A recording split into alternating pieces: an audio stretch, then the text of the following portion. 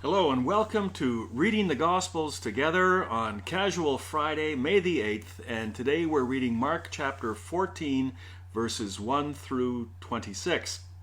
Now, we looked at the first part of this section back on April 19th when Matthew tells the same story, and it would be worth your while to go back and have a listen to that one again.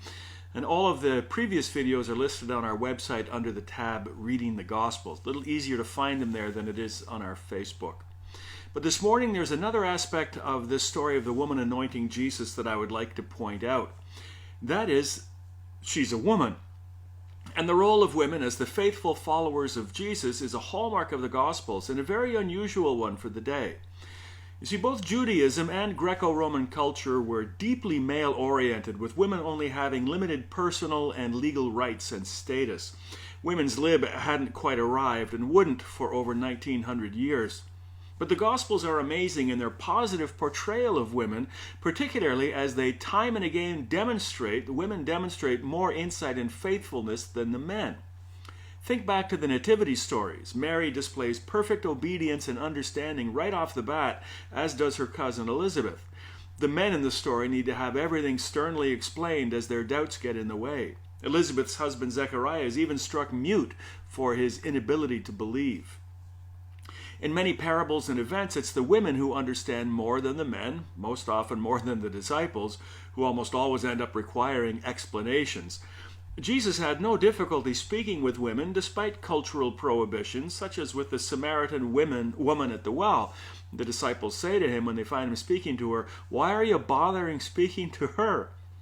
In our story, it's a woman who is lifted up as the faithful one, the only one who sees enough of what is going on to anoint Jesus for his burial, while the men only complain, annoyed at her extravagance. At the raising of Lazarus, it's a woman, Martha, who makes the great confession of faith, "I believe you're the Messiah, the Son of God, who's come into the world." And at the crucifixion, it's women who remain to bear witness while the disciples have fled. We're even told that these same women had been accompanying Jesus and their disciples all the way from Galilee and providing financially for their needs. Most famously, of course, it's the women who first discovered the resurrection, who first encountered the risen Lord, and who share the news with the disciples, who, of course, don't believe the women until they see for themselves. Now, this is truly remarkable, and a careful reading of the Gospels should put aside any claim of them being chauvinistic. It's hard to make that case when time and again women are the insightful, faithful heroes of the story. Even the Apostle Paul, often wrongly accused of deep chauvinism, had no difficulty in appointing women into positions of leadership and hailing their invaluable contributions to the work of faith.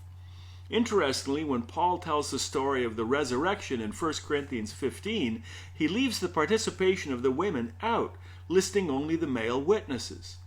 Why? Because although Paul valued the contribution of women, his audience did not, and he accommodates their prejudices in his writing, lest the whole thing be dismissed as an idle tale, a product of hysterical women, which is how the disciples first considered their testimony.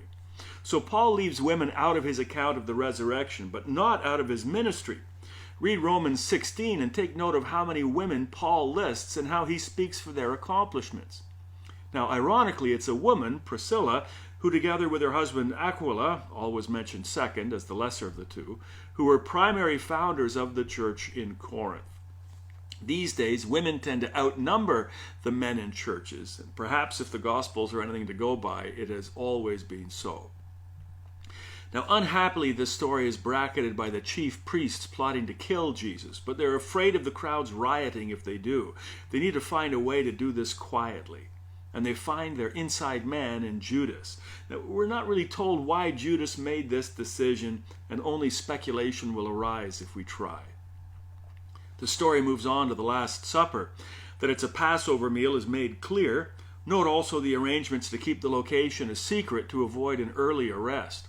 Now, incidentally, the meeting place, which we know as the upper room, used also through the day of Pentecost, is possibly also the same location where Christians continued to gather in the city, and therefore possibly the home of John Mark himself, the writer of our gospel. Acts chapter 12 relates the story. We'll spend time on it when we get there. It's interesting to think, though, that Mark himself may have been a witness to this meal. There's evidence that he was there in the Garden of Gethsemane, perhaps following the disciples as they left the meal and went to the Mount of Olives. But that's tomorrow. One of the things that strikes me about this telling of the Last Supper is when Jesus says, "Truly I tell you, one of you will betray me, one who is eating with me." And that's a curious thing to say, one who is eating with me. One thing it may imply is that there are others in the room participating in the Passover ritual, listening to the words of Jesus, but not part of the inner group sharing the meal with him. Paintings such as Leonardo da Vinci's Last Supper convince us it's only the disciples who were present, but this verse implies there may have been many more. If this is the same upper room which is used on the day of Pentecost, we're told there was over 100 in attendance there, so it's unlikely the whole space was used in crowded Jerusalem for only 13 men. Besides, where were the women, who elsewhere we are told were always with them? But let's turn our focus to the meal. First of all, to betray someone with whom you're breaking bread is a tremendous violation of Middle Eastern rules of hospitality. Now, this may seem a small point to us, but it rings loudly throughout the Scriptures. This was made clear to me when I attended a church supper with an Arabic congregation while moderator.